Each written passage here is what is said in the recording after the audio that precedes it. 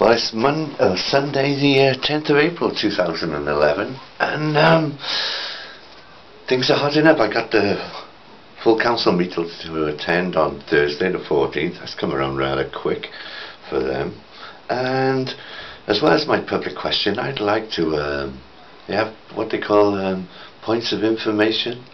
So I got a point of information, and this is for all the chairpersons of all the committees that Cardiff County Council run, and their local councillors. And the one on Adult Services Committee, Mr. Ralph Cook, is a long-standing member of the council, very experienced, and he likes to start his meetings by saying members of the public are not allowed to ask questions of any of the committee members in this meeting.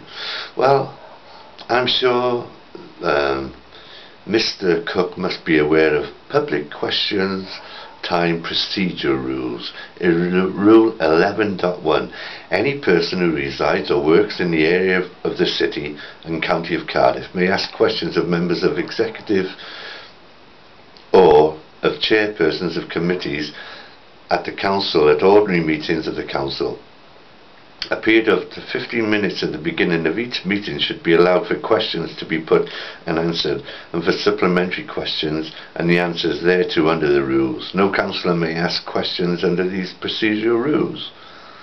Now, how come Mr. Cook is starting off his meeting saying no members of the public are allowed to ask any questions, and yet, was it because there was a police officer there? I don't know. I've turned up at two meetings he said the same thing. Is he misleading the members? And how come any other members have not, excuse me, Mr. Chairman, but I've read the procedural rules lately for committee meetings, and it's 15 minutes allowed for the public to ask questions?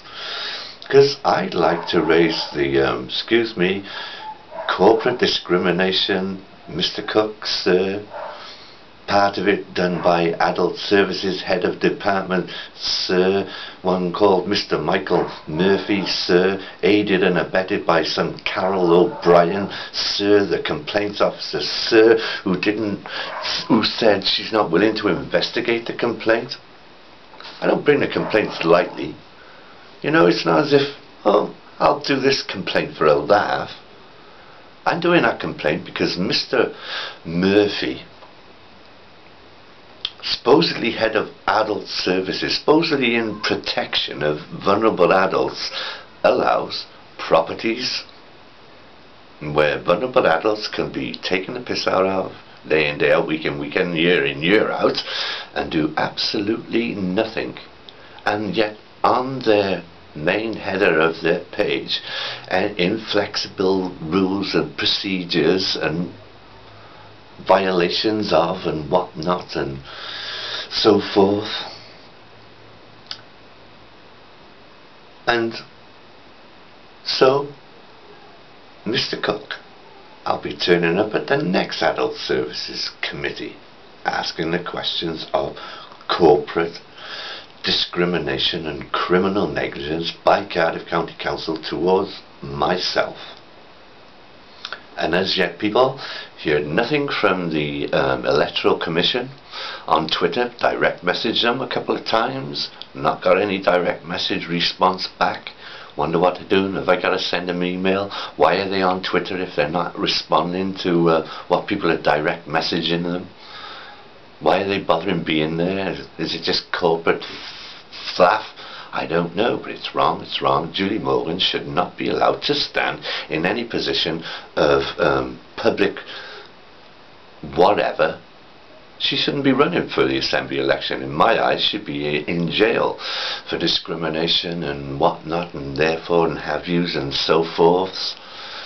And that's all in the previous blogs and videos. And you know, why has somebody got to produce over 500 videos, over 150 blogs, and send them to Uncle Tom Cobley and all the usual suspects,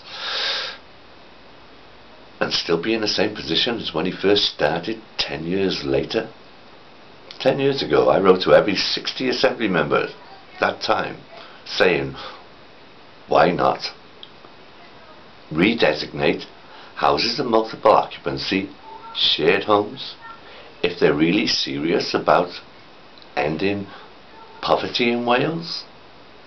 And here's the other thing I want you to ask yourselves, people, when you decide, well, am I going to do what Crazy Dave recommends and put no tar on my voting slip? Where's it by here? By here. Remember that? No tar, none of the above. Marvellous. They're spending all this money on wind farms out in the sea. Excuse me, Mr. First Minister, sir, do you think we could all have a little micro wind turbine on the top of all our homes? What would be the difference in the cost of having them all on our homes, so that we're generating our own electricity, so that the electricity companies stand in charge, might be paid for at least? You've got to ask yourself, people, well, if the cost for doing all the housing in Wales is less than all these wind turbines out in the sea, and we're getting cheap electricity because of it, the reason they're not doing it is because they won't get so much VAT. Is that the end? You know, is that what it's all about? They want the VAT, they want to put these massive things out in the sea. We're not directly benefiting from it yet. One on our roofs, if we're not using all of that electricity and it's all going back into the grid, we're even making money. But government's not about empowering people to have that. Could they fund it with what they're spending out there, putting up all these turbines? I think so. I'd like somebody to do a cost analysis and say, well, look, it'll take that much to do all the homes in Wales, free gratis, there you go, people. Or spend it all out there. Somebody answer me that freedom of information request somewhere along the line. Information Commissioner, still haven't heard from Mr. Bradshaw, Cardiff County Council, left a letter at Mr. Rodney Berman's. He didn't have the decency to say to me at the last public meeting, yes, I received your letter, Mr. Gabriel, and I will be passing it on to Mr. Bradshaw, and Mr. Bradshaw will get back to you shortly. Because the Information Commissioner actually wants a review of the one Mr. Bradshaw said, you're a vexatious complainant, Crazy Dave. I'm not vexatious complainant, I'm a complainant who's persistent. There's a difference. Persistent because there is negligence occurring in Wales. Isn't there Mr. Carwyn Jones, sir? Isn't there Mr. Ian Wyn Jones, sir? Isn't there Kirsty Williams? Isn't there Mr. Bourne? Nicholas, sir.